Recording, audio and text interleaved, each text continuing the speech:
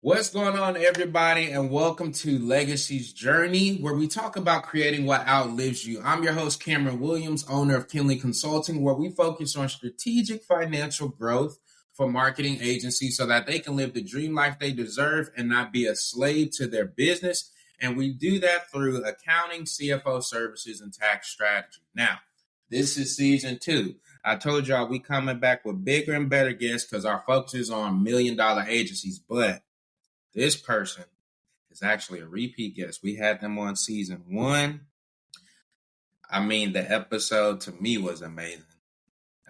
Personally, I've seen them speak in person, and this person is awesome. So we're going to jump straight into it because I know there's some goodness she's going to drop. I think, like, out of all the clips we had, her episode had the most because it was just like every 3 minutes was something fire. So, ladies and gentlemen, Kimberly Holmes is back on the podcast. Cameron, you are one of the best interviewers in the world. That's the only reason that we had such a great podcast. It was because of you. You asked great questions. We got into real stuff. All right. Now, I know how great you are. So tell the people name of the company, how long you've been doing it, and what you guys specifically do, because it's a very unique thing. Yeah, I'm Kimberly Holmes, and I work with a company called Marriage Helper. I am the CEO. I've been with Marriage Helper for 12 years, going on 13, but Marriage Helper has been around for over 25 years.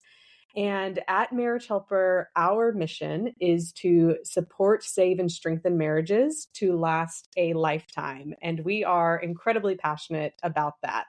Our target client that we really attract the most right now is the person who's wanting to save their marriage, even when their spouse wants out.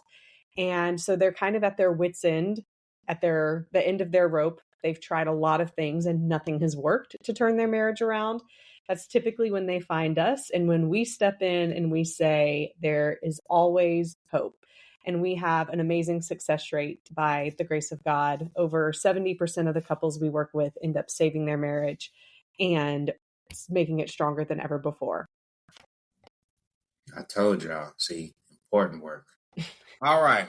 So let's kind of paint the picture. So last year, Kimberly was on.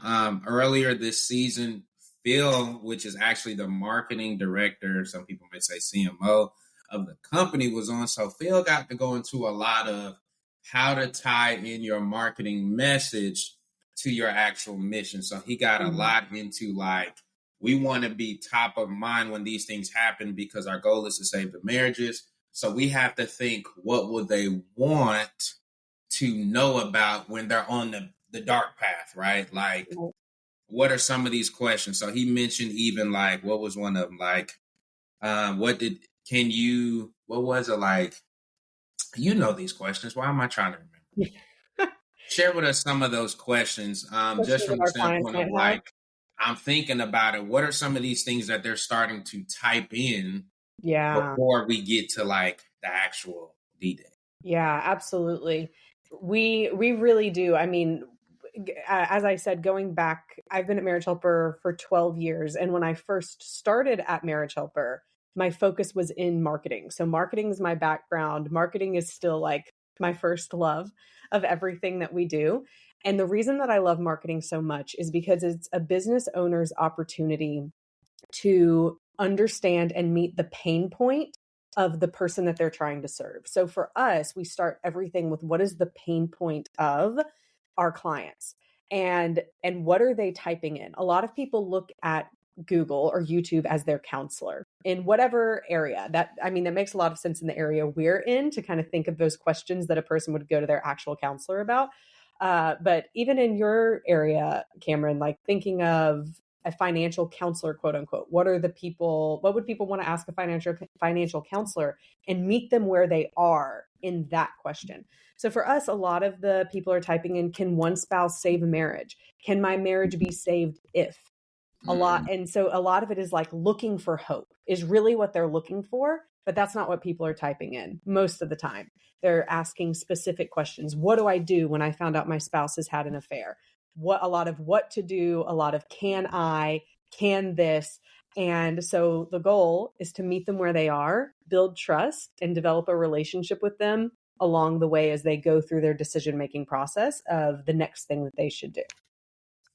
All right. So if you can't tell, we're going a little bit different. Yes, she could speak to the marketing, but we have Phil on here for that.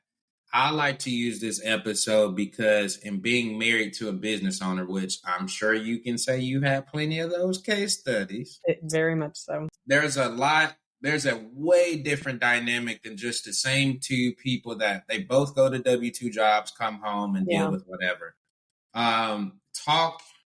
We'll let you paint us the general picture, and then I'm sure we'll get into specifics. But when a business owner comes to you, whether it's male or female, and maybe there's a difference in that too, so you can go into that. But tell us, what are some of the things that are triggering this from a business owner perspective? Because I'm sure how you approach that is going to be way different than the regular way. When we have business owners come, and most of the time business owners are men, right? Only of companies over $1 million, only 2% of CEOs or owners are women, which is that's crazy. Isn't that crazy? It's absolutely crazy. So most of the time it is men. And typically the reason that they come to us is because the man is the one running the business and the wife is the one feeling like she's treading water at home. She ends up being responsible for all of the childcare, managing the house when he's gone, when he's working late. And so it really does begin to become this tale of two worlds, where there's the man trying to provide for his family, trying to show them he loves them through what he's doing, but he's not there. And then there's the wife who doesn't feel loved because he's not there. And this is where it becomes really sensitive for the couple. You hear it said that finances, probably especially in the work that you do, finances is a huge issue in marriages and can be one of the things that leads to divorce. From the way that we look at it, finances are a symptom of what the true issue is going on underneath that ends up leading to conflict and, unfortunately, at times, divorce. But if we look at what finances represent a person's time and how the other person respects the person's time. So as a business owner, you're working, you're doing all this work to provide for your family, to leave a legacy, to get you to a financially good and stable place. And it's a result of the time. And the time is a result of what you're pouring your life into. So kind of at its core, the money we bring into our homes, whether it's the male or the female bringing it in, it is a representation of what we're spending our life doing. It's very personal. We're working for this. We're choosing to spend our time to create this money instead of doing other things because we believe it's going to have a positive benefit to the family. So then on the flip side, when there's in this situation that we'll carry on with, when there's the wife who's the one that's working at home, the husband's feeling like, I'm giving my life for this. Why can't you be happy and appreciative of the time I'm spending? So financial issues can come in when the husband feels like the wife isn't honoring the budget, or, if he feels like he has to end up working more because we're spending too much at home, and therefore I have to continue giving more of my time and more of my life for the finances. The wife, though, can also begin to feel like maybe she's not appreciated as much, or her time isn't considered as valuable if she's not bringing in the financial side of the equation. Unfortunately, sometimes there are the relationships where the person who brings in the money says, well, I bring in the money, I get to make the decisions. And that is a terrible way to go about looking at it.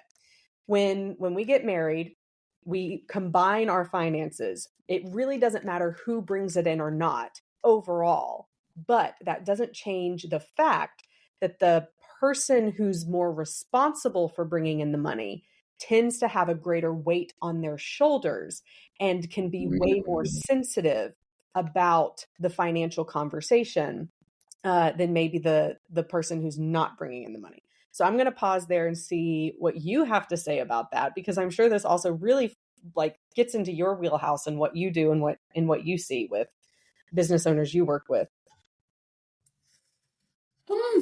Yeah. So, see, I told y'all, man, she was preaching on the first episode. She back, she already preaching. We ain't even 10 minutes into the episode.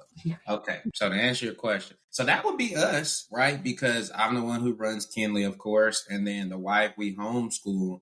And of course, she's the homemaker, home manager, stay at home mom, whichever you prefer. And so, I mean, we've had that tension before where it's like, and what makes it weird is, and you probably gonna start laughing because I already know you. It's like she'll automatically try to jump some steps ahead and be like, well, I didn't want to ask because I know we got a budget and I don't want you to feel like I'm just pulling money out and not contributing. And I'm like, but you just contributing in a different way. So there is that weird unspoken kind of communication on like, how do you offset it? Like, how do you make the other person still feel valued? Because I'm like, what you do is still important because, hey, if you're not watching the kids, right, then that means they're in daycare. We all know daycares can be crazy or they don't have good care.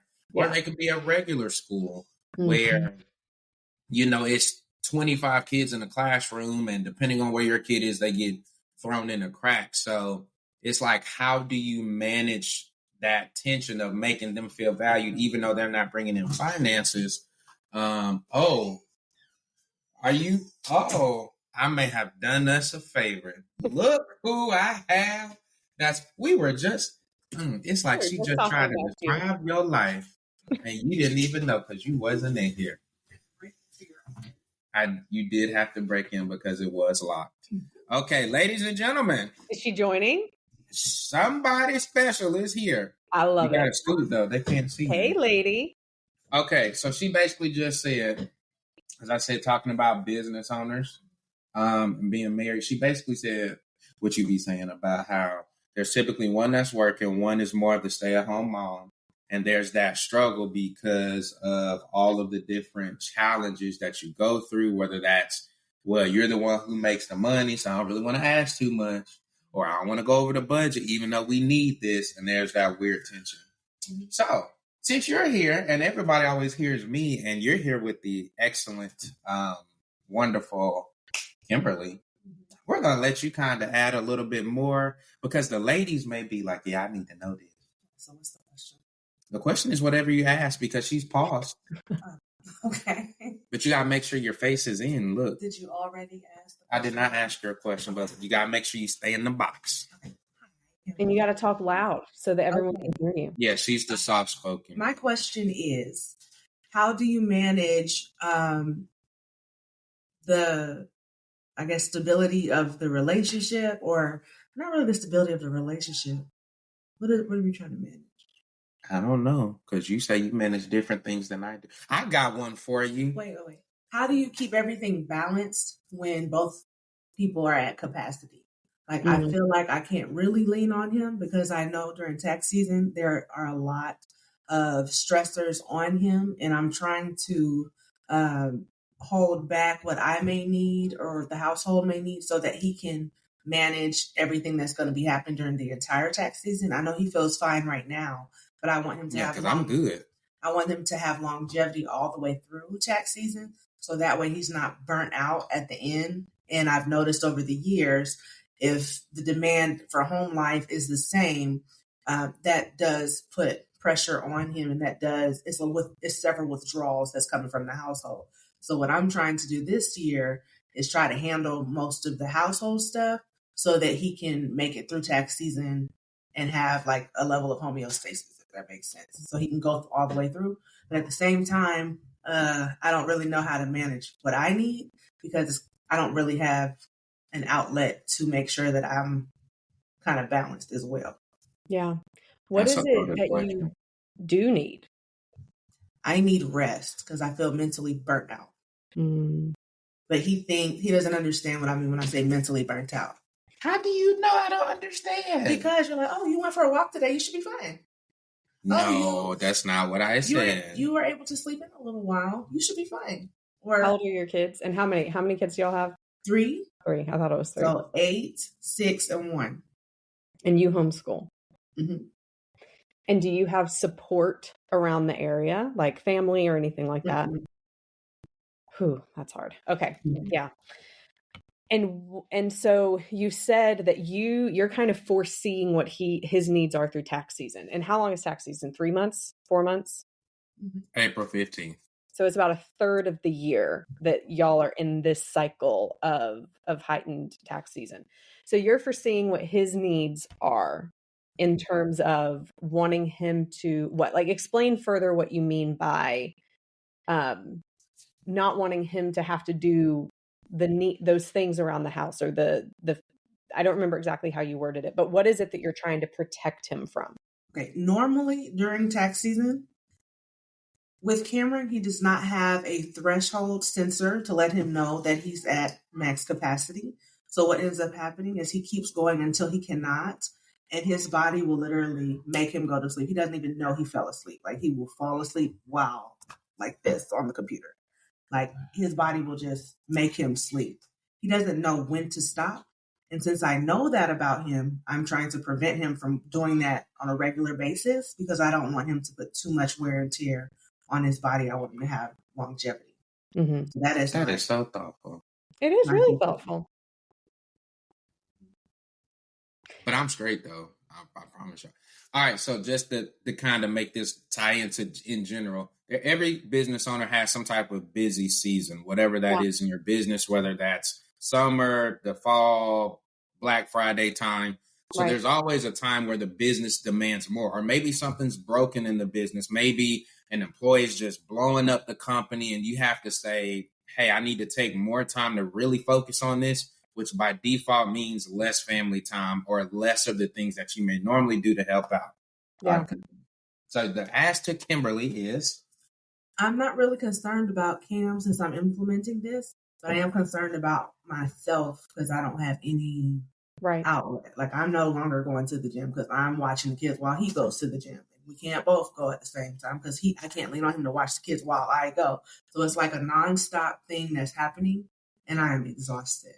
Yeah. And I don't know how to mitigate it. So did y'all ever have an intentional conversation with each other going into tax season about what the season was going to look like, what each of you needed, and kind of figuring out a plan together? Or were you, Ari, just so like already forward thinking that you said, I already foresee, because we've been through this a couple of times, like I foresee what it's going to be like, and I'm kind of making a plan of what I want to do to help Cameron? Was it a conversation, or was it you trying to meet his needs? It was me foreseeing, because when we do sit down and talk and have a conversation, it's about what he's foreseeing for the business. It's not about what we are foreseeing for our household. And anytime I've tried to have those conversations about what can we plan for the future, it's always like, oh, I don't know what we should do. So I just kind of took over that, because it seems like all he can see right now is business stuff. And he's available emotionally when I'm about to explode. And he's great at supporting me then, but I'm trying to prevent myself from getting there. So I'm not always at a place of exhaustion. Yeah. So no, we didn't have a conversation about that. We had a conversation about business, and I just made the decision. Got it. How do you feel about it, Cameron? Do you agree? I don't, but we two different people, so it's okay. I don't have to agree because it's not my point of view. You're a smart man. You said, how do I see it from my point of view? I feel like I try to look at both sides. Of course, she's going to handle, just like she's not going to look at the business more than I will. I'm never probably going to look at the home side as much as she will. But I try to be intentional when and where I can, whether that's watching the kids or doing laundry or doing dishes, or maybe, hey, instead of you cooking, we'll just order out. We'll DoorDash it in, or whatever the case is. So that would be my response. But two different people. And I think this is a perfect example. I'm not saying that you don't do those things. What I'm saying is that my level of exhaustion is beyond something that, like, my level of exhaustion is so high that those things are small things that help, but it's not solving the overall issue. It's not that they don't help and I don't appreciate it. It's just that the exhaustion level is so high. So yeah, see, this would be perfect for probably a bunch of business owners because they either haven't had this convo or are avoiding it, or they don't know what to do with it. So Well, this would be I think perfect. that's it, Cameron. We typically, the conversation isn't had at all with our spouses. We tend to both go in. I mean, a common way that this would happen would, and I'll just use you two as an example, and I'm not saying this is what That's happens fine. That's at fine. all. But commonly it's, if the husband is the business owner, he is making more of the business plans, understanding here's what my schedule is going to be. These are the things that are going to be expected of me in the business, and this is what I need to gear up for. And that isn't always communicated to their spouse. And then the spouse is kind of making their own plans over here. So we have two people making plans, but there's either not communication about it, or there's not communication about the expectations and the needs of each other in a forward planning type of way.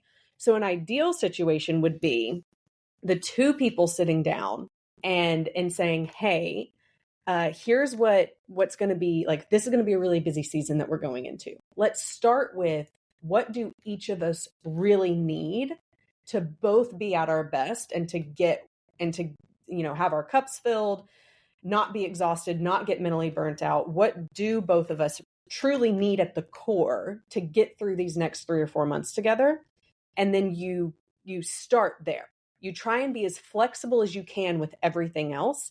And you both get really clear on what your core needs are going to be over the next 3 to 4 months.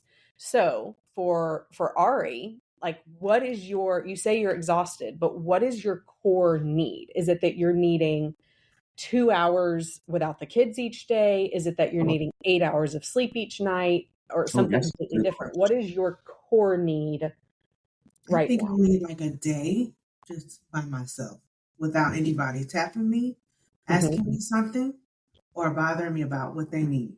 And I just need to just rest. It can't be here because I can still hear them screaming. But for example, I've been like, okay, why don't you go to the spa or out to eat or whatever? And I think we kind of hinted on this on season 1. Like, go do something. And remember, you told me, you said, well, that one thing doesn't necessarily solve the core, because when she gets back, the problem, the little people are still here. So, but I get the stressor, the trigger, the trauma.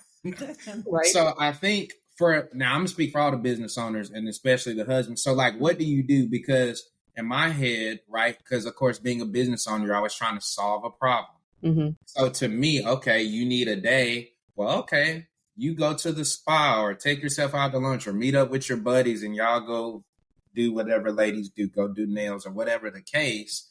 But our fear is always like, but what if that don't work? Because what if she get back and she still... I think I need to do it regularly instead of just like one time and then that's supposed to solve it. But to be fair... That is partially my fault. I was about to say, because I've suggested...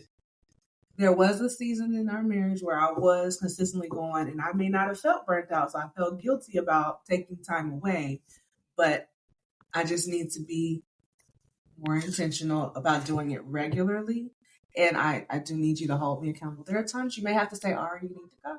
But I say that, and then she will argue like, no, I'm fine. I'm communicating the new version of myself. I'm not going to argue with you. Oh, okay. Because I used to say that. I used to be like, well, Ari, why don't you go get your... Oh, no, I'm fine. I feel great. I'm good. And I'm like,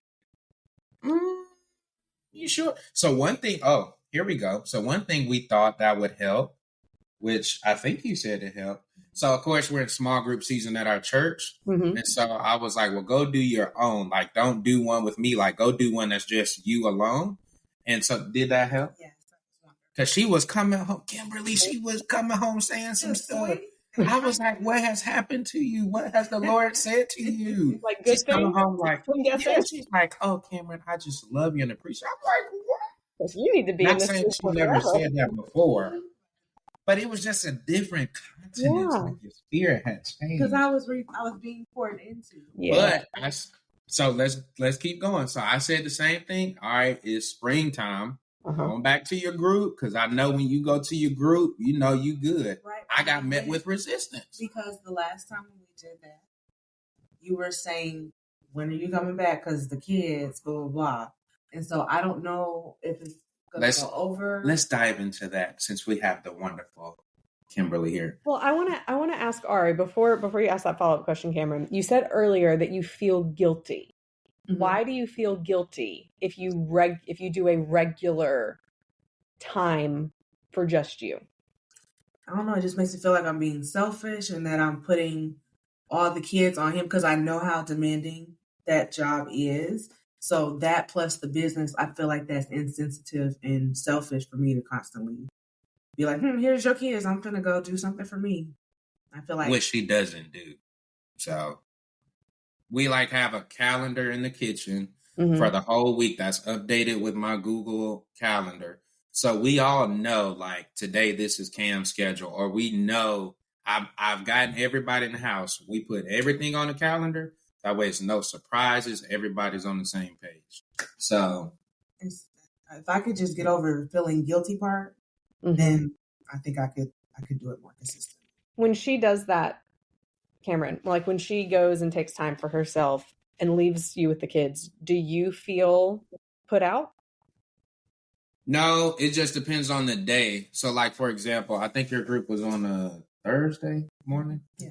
So it'll be on Thursday morning. So it took me a while to have to be okay, she's going to be gone for 2 hours. But what she was hinting at when I would call is because, for example, okay, it's 10 to 12. So, okay, I know you got to leave at 9:30. You're going to be back at 12:30. Well, it's 12:45, and I'm like, where you at? The group went over. Where you at? So she wouldn't come home to 1:30, and I'm like, what happened?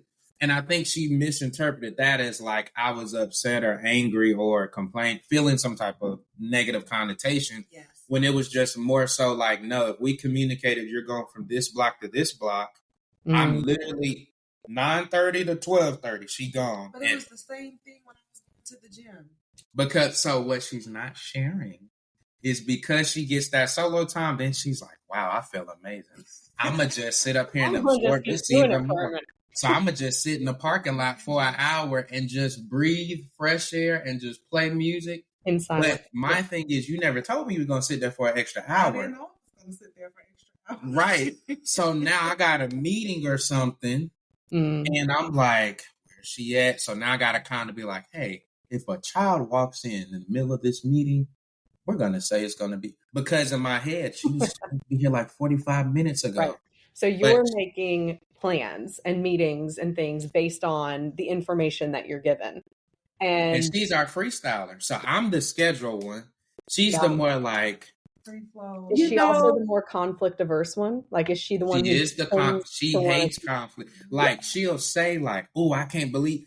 But if it's face to face, she's going to try to do everything she can to bring all the just bring it all down.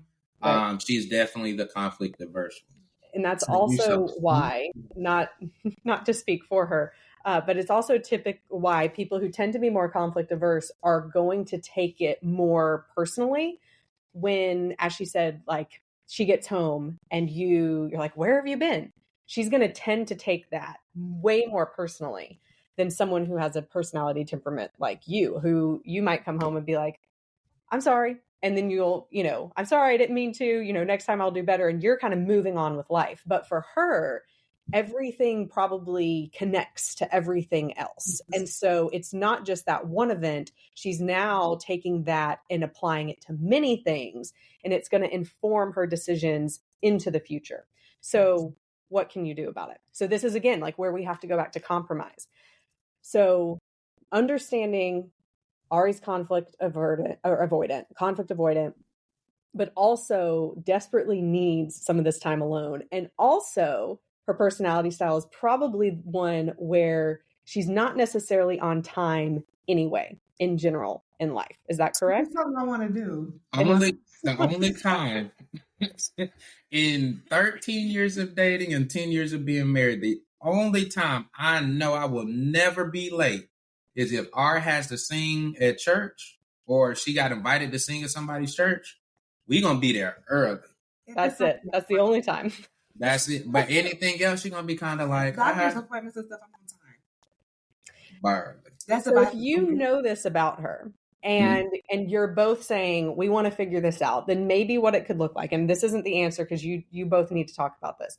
But if it looks like once a week, she's going to get 3 hours every Friday, whatever day tends to be easier for you, Cameron, then to say, okay, take that time. But you, Cameron, block 4. She's going to say 3, but you go ahead and block that 4 because you know she's going to be late. So then it won't be as much of a problem. Just have that wiggle room in that last hour. And then like when she comes back, knowing that she's going to be extra sensitive to how you react, then that's your chance to say, it was great. Everything was fine. I'm so glad. It's fine when she comes back. It's not like it's like the kids blew up the house. We be fine, right? It's a disaster. Oh, well, she's talking about, But if I'm the play person. Wait, if I'm rejuvenated, I don't even care because I already knew y'all were gonna mess up the house. Oh yeah. Messing up the house is being defined. I'm the one that I let the kids play, so I'll be like, go get your toys, go get the blocks. I'm more so let them explore, let them play with their toys and blocks. She's the more like, your toys need to stay in the playroom. Right. Only. Keep it organized, keep it clean. Because she's I'm like, okay, let's have fun. If I'm on the clock, It's tornado camera. Right. That's what I call it. Right. Tornado, because when I come home, it's stuff all around. So then she'll be like, really? I've been gone for 3 hours and y'all just, all my hard work, stuff on the floor. If I'm fully refreshed, there are times I come back and don't even care because I feel so great. And there are also times. That's probably when you were like, where you been at? Blah, blah, blah. And I'm like, well, you made a mess. Yeah. And that's part of the compromise. Like, so Ari's part is committing to do those things even when she's like, no, I'm good. Well, you know that you need the pressure release. You know you need that. So you committing to being consistent and kind of getting over that feeling of feeling guilty. I mean, you need it. You need it as much as Cameron needs it. And from what you said, Cameron kind of gets it throughout the week. Like he goes and he does his workouts and things like that. So you're providing that space for him. Now he's wanting to provide that space for you. And so it's honoring him by doing that. He's wanting to give you this and take advantage. Go do it. Go take advantage for all it's worth. And that's how you begin to learn how to compromise. You both agree, you both state what your needs are, and then agree on a plan that you both will commit to get both of those needs met. And that will help get you through any season, but especially a season where it's higher, higher work, more work hours, higher tension, higher stress. Taxes, no one likes doing their taxes, except Cameron loves doing them for others, which is great. We need Camerons. We need people like Cameron. But you also can't let your marriage and your family life suffer during that time. Okay, so let's go here because this is another question she's asked. Hopefully y'all are getting a lot of good things from this and being able to see yourselves in these conversations. So another thing she said, talk about the budget one because she kind of hinted at it, but now that you're here, you can speak for yourself. So like sometimes Ari will be like last night, that's a perfect example. So Ari has this thing. So like there's 3 things that we both do like consistency. So like mine is the gym. That's CrossFit. That's going to be 160 or 150. 150 or 160. Hers is the other one. It's the 150. So you do your, wait, what is it? I literally just had a brain fart when I looked. Okay. So I do something. He does something. The point is, it says on my app that it wasn't paid. So instead of bothering him about it, I'm just like kind of waiting for it to not have that message instead of saying, hey, Cam, it's saying it hasn't been paid. We talked about it. He said, oh, I did pay it. It's just there must be an issue with their system. So now I got to call. I remember now. Ooh, brain fart, tax season. Yes. And so like she showed me the screenshot and I'm like, I know I paid it. I literally show her the screenshot. But my thing would be like, well, why didn't you just say something? But she's coming from the standpoint of, well, because it's money related and I don't make the money. So I don't want it to come across like I'm badgering. Like, how have you seen that dynamic play out? Or maybe what are some things, I guess, both can do. I don't know how to quite word that one. So specific, or not specifically, but more generally in your house, how do money conversations happen anyway? Well, I've asked him, okay, like, what are our financial goals and stuff? It's not until this year where he's like, okay, he has an idea of some financial goals that we can have. So we've talked about those, but normally it's been like me trying to pull it out of him to see, like, what are we doing? You know what I'm saying? Mm-hmm. So now that we have financial goals, he's been doing a great job of executing them, letting me know when we've met those goals so that we can come up with new goals. There are a couple things still on hold on what we want to do, just kind of waiting on him. Like in the backyard, you know, like getting that nicer or replacing some household thing. Mm-hmm. So just kind of, I try not to press too much about the money stuff because I'm not contributing the money, but I do ask the things that I need to ask. So it's just kind of weird because I don't know. I'm the type of person, I like to make my own money, but in the situation that we've agreed to. You can say the Lord on this podcast. The Lord has called me to be a stay-at-home mother, even though I got a master's degree. I had planned to go straight to work. Yeah, your master's degree. It's right there. But anyway, so it's just kind of weird. And he's the first like man I've had in my life this long. So it's just uncomfortable. It's a lot to unpack right there. It's uncomfortable for me to feel. It makes me feel like I'm begging if I have to keep asking him. And me, I'm the type, I need you to keep asking because, like, literally we just saw a brain fart, or I may get distracted, and it's not that I'm ignoring. I meant to do it, but then I saw that email come through, and then somebody slacked me a message, and then I remembered this tax return. So it's not even that I'm, like, ignoring. I just get caught up in this, and then she'd be like, so did you blah? I don't know, whatever an example. I'm going to ask you a couple times. And see, me, I'm like, no, keep asking until, I tell my team the same thing. Until I fulfill on whatever, keep asking, just because I know I may have gotten distracted with another work task. Right. So I'm wondering if part of this goes back. Well, you said, I don't want to badger because I'm not making, was there a time in your life, in your marriage, when you were contributing? At the beginning. Before the kids came. Right. But you are contributing.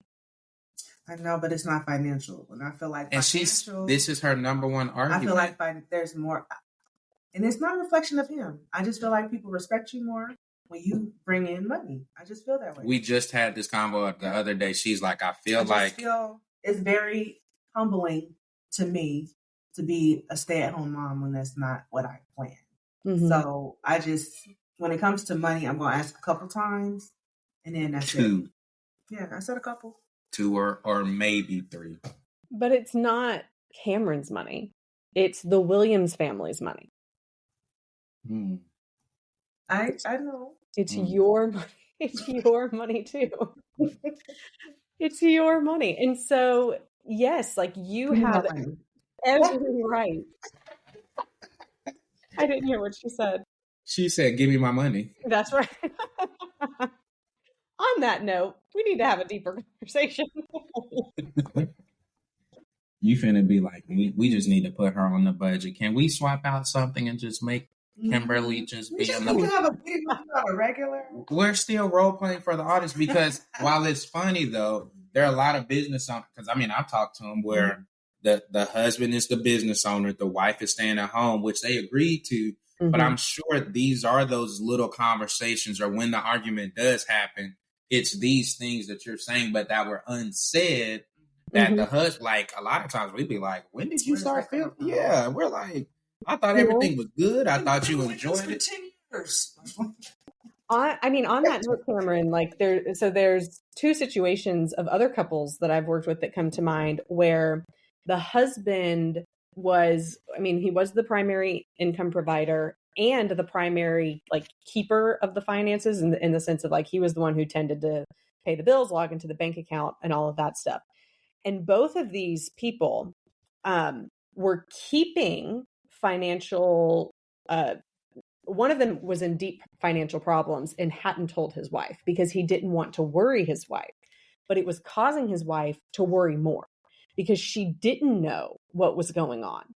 And when he was actually able to just sit down and walk through with her, like, here's how much money we have, here's how much debt we have, let's work together to make a problem, it made all the difference in the world. He thought he was helping. And same with the second couple I'm thinking of. He didn't tell her anything about the business income, about their personal income, like all of it he was keeping for, again, because he thought this was actually helping her. Like, I don't want her to have to worry or have to think about those things. I want to be able to handle that for her.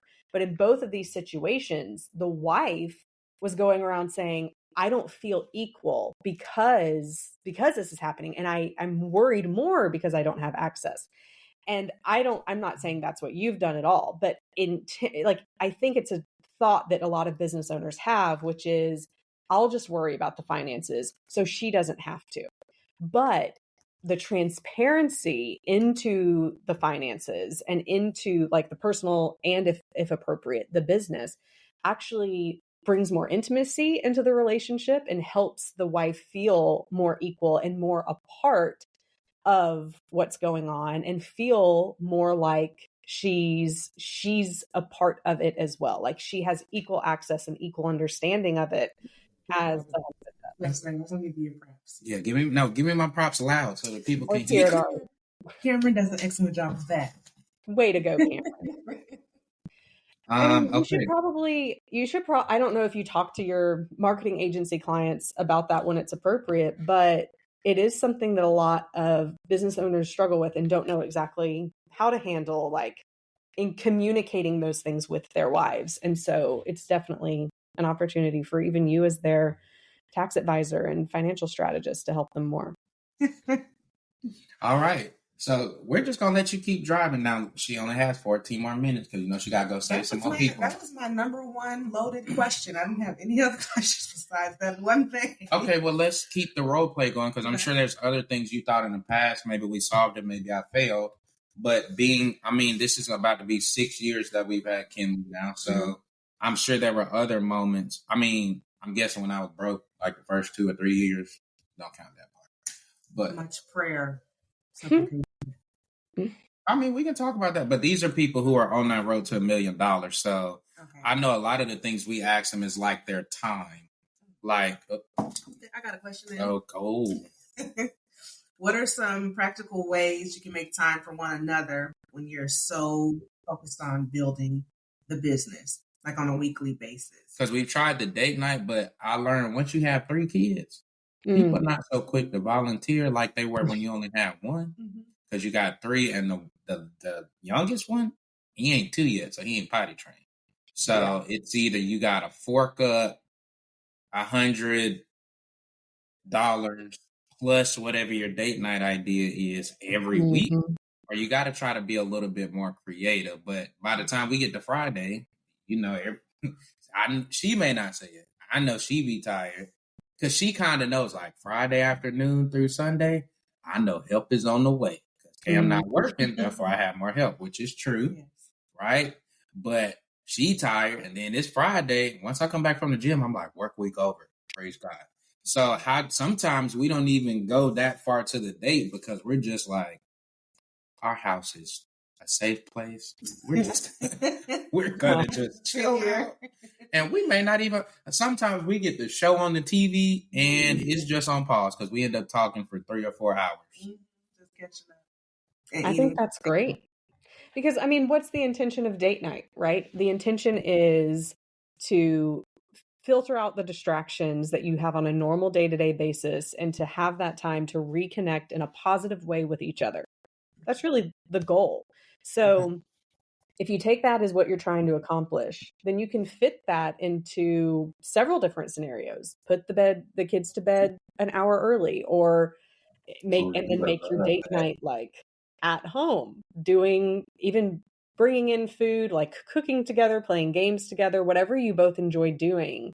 That's the goal. And if in this season of your life with the young kids, and especially when you don't have family around that you can like drop the kids off for free, which is a huge blessing. If it's more stressful to think about getting the babysitters, getting the house ready for babysitters, paying the babysitters all that money. I gotta clean up because I don't want nobody thinking my house. Right, exactly. Like the goal isn't to get super stressed out and then go have date night. The goal is to connect. So what does that look like for you? And maybe it's at lunchtime if they're, if they nap at the same time, maybe then you find a time during the day or earlier in the morning or Sunday afternoons when it's kind of more of a lazy time. Whatever that is, being intentional about that connection with each other is one way. But then the other thing on the road, the journey to a million, thinking back to when that's where we were, you're doing everything. You're wearing all the hats because you're in that growth mode and you have more things that need to be done than you have hands to be able to handle them. But it's also the time where delegation as much as possible and prioritization of the things that truly are the most important really makes a big difference for your family life, and not bringing work home, which can be really hard when you work from home, but making those sacred times and blocking them off and forcing yourself to only do work things during these hours and only do family things during these hours as much as you can, because that will force you to prioritize the things that you actually need to focus on. All right, next question. I did that one. Oh, I just knew you had another question. All right, business owner. How can you best, okay, here you go. Because she is the one that stays home more, or to use your words, at the end of the day, Cam, the responsibility of the kids are always going to fall on the wife. That's just what it is. I mean, you can try to make it sound nice, but that's what the expectation is. How can you kind of help with that? Because, I mean, we know that time is not balanced. What are maybe some, you would probably say, smaller things that we could do to, I don't know if it's necessarily help or ease the load, but I don't know how to phrase that into a question. What are you trying to accomplish? Are you trying to I don't want you to be mad. I'm trying to, that's what I'm trying to accomplish. Happy wife, I don't happy want you to life. yell at me. That's the goal. I think you do thoughtfulness to let me know that you appreciate me, especially like for me, when you write it down. Like last night, I looked at a letter you wrote me, and it talked about how much you appreciate me and stuff. Did that really do it for you? It did. Cameron wrote you a letter. Oh, okay. So I need to write some more letters. Okay. That way, if you're busy doing a text return, I could just reminisce on what you said. Oh, let's talk about, okay, but like going back to last night. See, last night was one of them, like, she was here. Yeah. And see, I know for me, I'm trying to respect it because, I'm not with the kids all day. Because sometimes I'm like, you could just went on and send them to bed. You ain't have to fuss at them. Just send them to bed. And she's like, that's easy for you to say because you're not dealing with them the whole day. Well, it's not. See, you're seeing the culmination of everything. You didn't see all the times I did not fuss. You didn't see all the warnings that I gave. You didn't see all the redirection that I did. So when we got to the end of the night and they were overstepping the boundary of you're supposed to be in the bed and you're still up, you experienced the culmination of all that. It's not that I was doing that all day. And I felt bad for the kids. I'm like, y'all just get in the bed because your mama it's time for everyone to go to bed. Get in the bed. But see, and then here's one. So I in a situation like that, I'll try to like, well, all right, what's wrong? Let's talk through it. She's gotten to this point recently where she's like, I don't want to talk about it. And I'm like, well, I'm trying to help you so that you're not as stressed or frustrated. What are you talking about? All right, you're going to do your whole, I need a moment. Don't ask me nothing. I need to be left alone for X amount of time. Oh, I just needed to decompress for a second and then I came back and talked But to it you. don't be a second, though. Well, my second meeting 5 hours. She's like that. So this is a great point. She's likely a processor. It goes in line with everything else. More conflict avoidant, likes to keep the peace, kind of tends to have her own schedule of things that she goes along with. She's a processor. And you are probably an actor. Like you process quickly and want to do things quickly. Cameron, is that right? Mm-hmm. I guess because she's holding her mouth that way. And he verbally processes his stuff. So it's like a word vomit. I'm like, let me Word vomit. let me regulate my emotions first, because I don't want to end up. I may start here in my volume, and then I'm up here. Then she work herself up. I'm like, first off, I'm not explaining everything. I'm not the enemy, right? So that's why I said, so that you're not experiencing me in that way. Let me decompress. Yeah, you need to give her that time. Yeah, I can if she asks you for the time to process before responding, then pretty much like almost every time she does. Yeah, but see, I've been told in the past, like, well, even though I said that, I want you to still give me a hug and let me. And I'm like, so sometimes I'm like, well, is this one where I? Oh, you don't know when to embrace? Yeah, I'm like, is this the one where I'm supposed to hug? Because then I'll be like, it's hard. I don't want to hug. Right. Okay. Well, and I think it's still appropriate. This was a couple weeks ago now. My husband, who's more of the processor, more of the like, doesn't always share emotions, but when he does, it's a big deal. And so he got home and he was really pissed about something that had happened earlier that day with him. And so he just said, like, I just need time and I don't want to talk about it. And I said, okay, would you like a hug? Because I would have wanted a hug in that moment. I said, would you like a hug? And he said, no, I would not like a hug. And I said, okay, that's not what you need right now. That's what I would have wanted, but that doesn't mean it means that it's what he wanted. And I didn't take that personally, because I was asking him what he needed, and I don't need to push what I want to give him if he isn't in a state where he needs it right now. Yeah, because see, I'm him. Like, if I'm really processing, I don't want no hug. I don't want no kiss. And she's the more like, well, dang, I can't get. I'm like, I just when we're off, so to speak. Which, mind you, we may argue once every other month, so this is not even rare. But in those rare times, like if I'm really I don't want to talk. I don't want to hug. But like, how do you properly communicate that? Because she'll take that as like, oh, that's rejection. I'm trying to be nice and sweet. Well, I used to take it as rejection, but more so recently, I'm just allowing you to be who you are. Not allowing like permission, but I mean like giving you the space you need. You're not internalizing it like I did. So I may not have communicated that has changed. Yeah, I think that is, I mean, Cameron, overall, I believe even in the moment, like, we can't read our spouse's minds. And so the best thing we really can do is ask the question. And then when they give us their response of what they want, what they need, what they don't want, honor that and not fight it. And it really all, when we look at the research, there's three ways that we can respond to our spouse. We can either turn towards them when they have what's called for a bid for attention. So if you're in that state where, like Rob was in a couple of weeks ago, where it just wasn't a good day, then he wasn't necessarily making a bid for attention, but I had a couple of options in that moment. I could either just completely ignore him and kind of let him do whatever. That would not be turning towards him. That would be turning from him. I'm just kind of ignoring his need and what's there.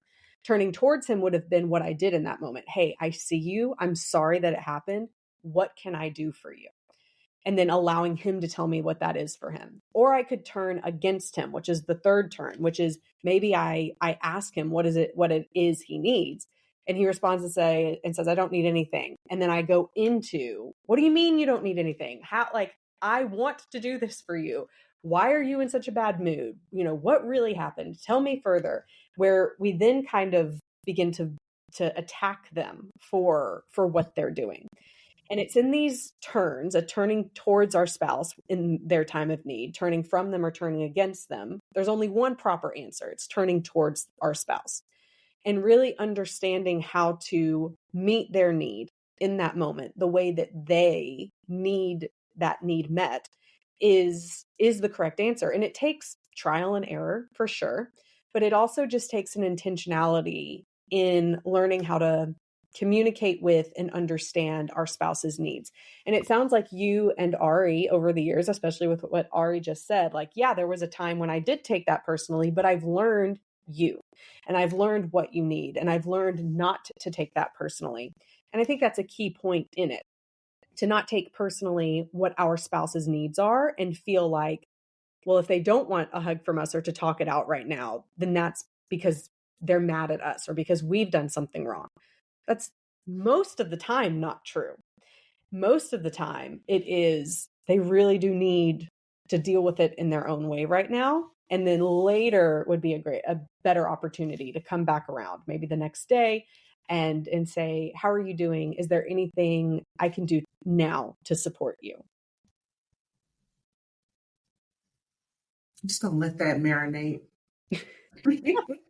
Well, we gotta let her go. She gotta go save some more people. Okay, well, thank you. So I mean, this is a different, like, I have never had the couple on a podcast before, so this has been Me neither. and different for me. What are y'all's takeaways from our conversation? Come on, because you would be the listener. I feel like there's more clarity on expectations and on what the other person is thinking and feeling. Like, I thought that it was taxing for me to be like, I need my time, whether you're in tax season or not. And he's saying, no, I'm literally here for you. Like, yeah, as long as you come in, as long as I got some advance notice, I can probably facilitate and it's that. not even the first time he said that, but I just didn't believe him because I'm thinking about the burnout. But he's saying, no, like, for real, I got it. Well, I learned that apparently I just be burnt out and I don't know it, and I don't have a sensor. So I didn't even know that one. So there's that. What other takeaways you got? Because we have to let her go save the world. My other takeaway is we need to put you on return. But see, there it goes. So see, now being the one over the money, now I'm like, and another thing, Ari. No, just playing. But no, really, you're great at what you do, and it was very helpful. I want to sneak that question in though. I want to go there just for the sake of the conversation. So in a case like that, I found this new thing that I think would be good. Because part of me is like, well, I know the budget. We were trying to limit this, and that. But I then think about what we talked about earlier. Well, I don't want her to feel like because she's not over the finances, we can't do it.